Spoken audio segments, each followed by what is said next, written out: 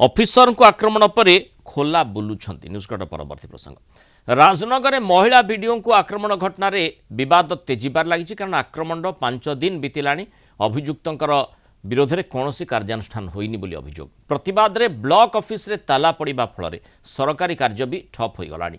आज भी अनशन में बसती सरपंच समिति सभ्य संघ सह पंचायत समिति अध्यक्षा। गत शुक्रवार महिला वीडियो तिलोत्तमा पृष्टि बीजेपी नेता ललित बेहेरा एवं तांको समर्थक संघबद्ध आक्रमण करथिले। घटनार दृश्य सीसीटीवी रे भाइराल होइतिला।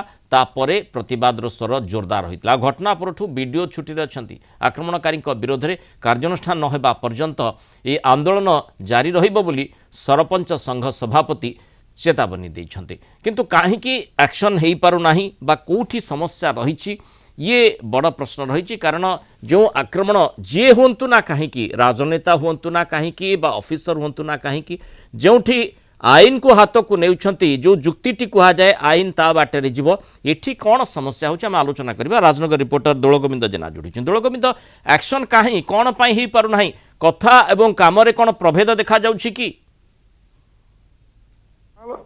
राजनगर वीडियो तिलोत्तमा पृष्टि की आक्रमण करने घटना 5 दिन बीती गलानी। 5 दिन हेब ब्लॉक रे संपूर्ण सरकारी कार्य ठप हो जाइछि।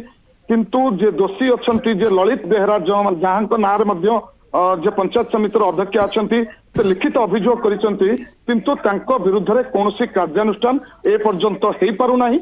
ओएस संघ मध्य जिलापालଙ୍କୁ लिखित अभियोग जणाइछंती ताहा मध्य एठी कार्यकारी हेई पारुनी कोनोसी निष्पत्ति नै पारुनाहांती। समस्तंकर अपेक्षा जे सरकारी स्तर रे कौन गोटे आदेश आसीबो जहाँ को कार्यकारी करा दिबो।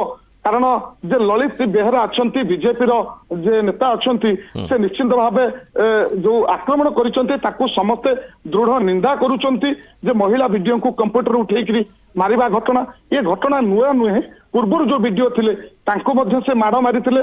ओटीडीसी रो जने मैनेजर को मध्य माड़ मारथिले। लिखित अभियोग मध्य थाना थिला।